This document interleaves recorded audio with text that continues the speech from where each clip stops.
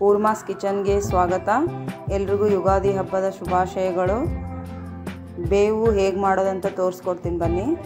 ಇದಕ್ಕೆ ಬೇವಿನ ಹೂವು, ಬೆಲ್ಲ, ಪುಟಾಣಿ, ಉತ್ತತ್ತಿ, ಕೇರ್ಬೀಜ, ಗೋಡಂಬಿ, ಕೊಬ್ಬರಿ ಬಟ್ಲು, ಏಲಕ್ಕಿ, ದ್ರಾಕ್ಷಿ, ಚಿರಂಜಿ, ಕಲ್ಸಕ್ರಿ, ಕಸಕಸಿ ಮತ್ತು ಹಣ್ಣಿನ ಬೀಜಗಳನ್ನು ತೊಗೊಂಡಿನಿ ನಾನಿಲ್ಲಿ.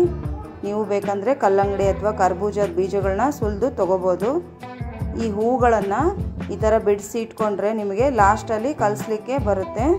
ಬೇವಿನ ಹೂಗಳನ್ನು ಈ ಥರ ಬಿಡಿಸಿಟ್ಕೊಳ್ರಿ. ನಾನು ಗೋಡಂಬಿ, ಕೇರ್ಬೀಜ ಮತ್ತು ಉತ್ತತ್ತಿ, ಈ ಗೋಡಂಬಿ ಕೇರ್ಬೀಜನ ಸಣ್ಣದಾಗಿ ಕಟ್ ಮಾಡಿಟ್ಕೊಂಡಿನಿ. ಈ ಉತ್ತುತ್ತಿನ ಬೀಜ ತೆಗೆದು ಸಣ್ಣ ಸಣ್ಣ ಪೀಸ್ ಮಾಡ್ಕೊಳ್ರಿ. ಮಿಕ್ಸಿಗೆ ನಾವು ಪುಟಾಣಿ ಮತ್ತು ಬೆಲ್ಲ ಹಾಕಬೇಕಾದ್ರೆ ಏಲಕ್ಕಿ ಜೊತೆ ಮಿಕ್ಸ್ ಮಾಡಿ ಹಾಕ್ಬೋದು. ಅದ್ರ ಜೊತೆನೇ ಕೊಬ್ಬರಿ ಕೂಡ ಹಾಕೋಬೋದು.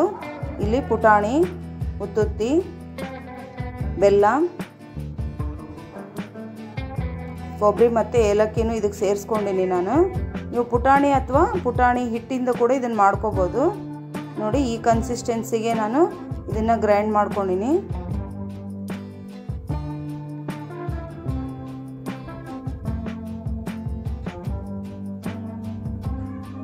ಪುಟಾಣಿ ತೊಗೊಂಡ್ರೆ ಸ್ವಲ್ಪ ಜುರಿ ಜುರಿಯಾಗಿ ಬರುತ್ತೆ.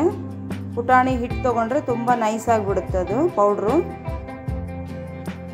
ನಾವು ಇದಕ್ಕೆ ಎಷ್ಟು ಬೇಕೋ ಅಷ್ಟು ಕ್ವಾಂಟಿಟಿನಲ್ಲಿ ಹುಣಸೆ ಹಣ್ಣು ಕೂಡ ತೊಳೆದು ರೆಡಿ ಇಟ್ಕೋಬೇಕು. ಈಗ ಒಂದು ಬಾಣಲೆಗೆ ತುಪ್ಪ ಹಾಕಿ ಕಾಯ್ಲಿಕ್ಕಿಟ್ಟಿನಿ. ಇದಕ್ಕೆ ದ್ರಾಕ್ಷಿ ಮೀಡಿಯಮ್ ಫ್ಲೇಮಲ್ಲೇ ಫ್ರೈ ಮಾಡ್ಕೊಳ್ರಿ. ಎಲ್ಲ ಬೇರೆ ಬೇರೆನೇ ಫ್ರೈ ಮಾಡಬೇಕಾಗುತ್ತೆ. ಇದಾಗಿದೆ. ಇದಕ್ಕೆ ಕೇರ್ಬೀಜ ಹಾಕೋತಾ ಇದ್ದೀನಿ ನಾನು.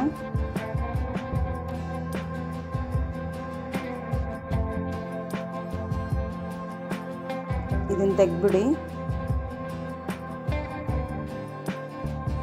ಗೋಡಂಬಿ,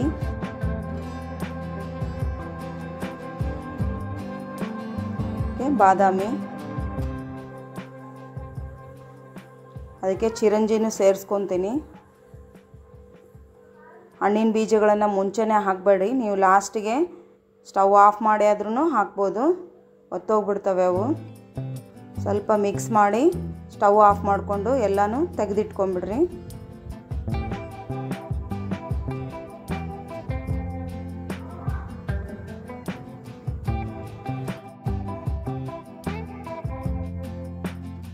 ಡ್ರೈ ಫ್ರೂಟ್ಸ್ ಎಲ್ಲ ಫ್ರೈ ಮಾಡಾಗಿದೆ. ನಾವು ಆಗಲೇ ತೊಳೆದಿಟ್ಟಿರ್ತಕ್ಕಂಥ ಹುಣಸೆ ಹಣ್ಣನ್ನು ಚೆನ್ನಾಗಿ ಕಿವುಚ್ಬಿಟ್ಟು ರಸನ ತೆಗೆದುಕೋಬೇಕಾಗುತ್ತೆ. ಈಗ ಇದಕ್ಕೆ ಈ ಥರ ಪೌಡ್ರಿಗೆ ನಾವು ರಸನ ಹಿಂಡಿ ಕಲಿಸ್ಬಿಟ್ರೆ ಬೇವು ರೆಡಿ ಆಗುತ್ತೆ. ನಾನಿಲ್ಲಿ ಒಂದು ಕಪ್ನಷ್ಟು ನಿಮಗೆ ತೋರಿಸ್ಕೊಡ್ತಾ ಇದ್ದೀನಿ. ನೀವು ಹುಳಿನ ನಿಮ್ಮ ಎಷ್ಟು ತಿಂತೀರೋ ನೋಡಿಕೊಂಡು ಹಾಕ್ಕೋಬಹುದು. ಚೆನ್ನಾಗಿ ಮಿಕ್ಸ್ ಮಾಡಿರಿ. ಇದಕ್ಕೆ ಡ್ರೈ ಫ್ರೂಟ್ಸ್ ಕೂಡ ಸೇರಿಸ್ಕೋಬೇಕು. ನಾವು ಆಗಲೇ ಬಿಡಿಸಿಟ್ಟಿರ್ತಕ್ಕಂಥ ಬೇವಿನ ಹೂಗಳನ್ನ ಕೂಡ ಸೇರಿಸೋಣ. ಇದಕ್ಕೆ ಮಾವಿನಕಾಯಿನ ತುರಿದು ಹಾಕ್ಕೊಂಡ್ರೆ ಅದು ಕೂಡ ಚೆನ್ನಾಗಿರುತ್ತೆ. ಈ ರೆಸಿಪಿ ನಿಮಗೆ ಇಷ್ಟ ಆಗಿದ್ದಲ್ಲಿ ಲೈಕ್ ಮಾಡಿ, ಶೇರ್ ಮಾಡಿ, ಕಮೆಂಟ್ ಮಾಡಿ ಮತ್ತು ನನ್ನ ಚಾನಲ್ನ ಸಬ್ಸ್ಕ್ರೈಬ್ ಮಾಡಿ.